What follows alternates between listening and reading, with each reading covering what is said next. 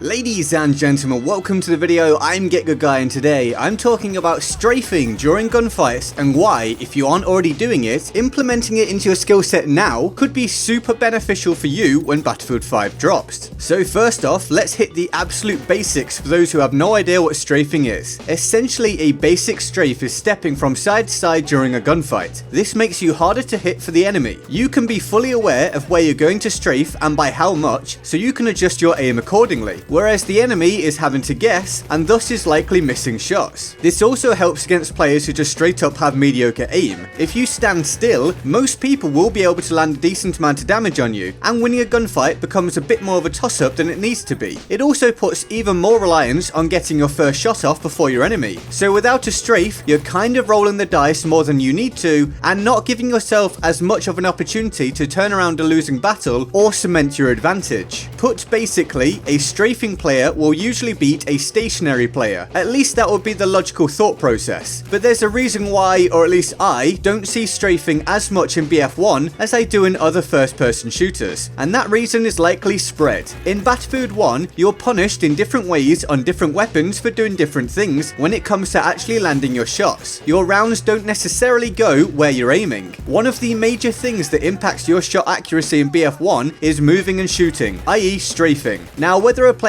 is actively aware of this or has just subconsciously picked up that they don't hit the target very well when they move, the result is the same. Lots of people who don't utilize movement a lot when contesting a gunfight. Obviously, I'm not saying everyone here, there are some people that strafe in BF1, but when comparing with COD, Destiny, and a lot of other FPS games, strafing in Battlefield 1 is a lot less common, and a lack of hitting the target would seem to be a decent reason why this would be. But this can be somewhat mitigated by selecting the right weapon for the job. As you can see in today's footage, I'm using the MP18 Trench. This weapon has somewhat decent ADS spread when moving and extremely good hipfire spread when moving. This is mostly due to it being a trench variant, so I can play accordingly. I'm strafing quite a lot and using hipfire when I deem it sensible, but I'm also not afraid to ADS when required. Hence, this weapon is a good option for implementing a strafing mentality, especially with hipfire, and therefore it's a good weapon to practice your strafe with. Now, if you almost always aim down sight when you play, then you'll likely get on better with the optical variant of the MP18, as it has superior spread when ADSing and moving. And there are lots of options in BF1 that you can use. If you want to work out if a weapon is good for strafing, get onto sympathetic.com and use the multi-comparison tool. On there you can look at the spread section and see how different weapons measure up against each other. But back to the topic at hand. Why is this suddenly something I'm telling you? Well, it's because Battlefield 5 handles gunplay and therefore gunfights differently to Battlefield 1. The current information that we have is that spread or random bullet deviation is not going to be present in Battlefield 5, meaning that your shots will go where you aim. Now, to make sure every weapon isn't a complete laser beam, recoil has been altered. It seems that there will be a set recoil tendency to begin with and will then increase from there. This isn't absolutely confirmed, but it seems to be the message that DICE are putting across, and it falls in line with the feedback from other content creators. If you happen to know exactly how recoil will work in Battlefield 5, it would be great if you could share the information in the comments below. But anyway, this means that recoil will likely be harder to manage but also more predictable. So if you can learn how the recoil tends to affect your weapon, you can somewhat master how to aim effectively with that weapon and therefore hit the target more reliably. Without spread involved, you're more in control of whether your shots hit or not. With that in mind, you can strafe away to your heart's content if you're good enough at it. Plus, a decent chunk of the player base, 1, won't be used to playing against it, and 2, won't be able to fully handle the new recoil mechanic. The result? More gunfight victories for you, and you can start to work on that strafe right now, which will only further assist you when Battlefield 5 is fully released. Obviously, once you're used to a basic strafe, you can add in other more advanced movements. You can slide, you can add crouches, and you can jump shot. And jump shotting is an interesting concept, as it also isn't particularly strong in BF1, as you can't shoot until you land after a jump. But in Battlefield 5, you're going to be able to shoot once you reach the apex of your jump. So be sure to watch out for that when you finally get into Battlefield 5 and see if implementing it into your playstyle works for you. I hope this information ends up helping you and sees you achieving greater success than you otherwise would have. Feel free to leave your tips and thoughts on winning gunfights in the comments below. If you enjoyed the video, a like rating would be very much appreciated, as would a subscription if you're new here, because there's lots more BF1 content to come, and then obviously I'll be going super hard on videos when Battlefield 5 arrives. So turning on notifications will also help to make sure you don't miss videos that I I put out, and that will hopefully be a win-win for both of us. Now let's go over to the Board of Awesome for the epic people who allow you to get content from me full-time by supporting the channel on Patreon. The Patreon support literally means I can do this every day, therefore you get more videos and I can put more time into them. So thank you so much to everybody on here. And with all of that said, I'm GetGoodGuy and I'll see you next time. Laters.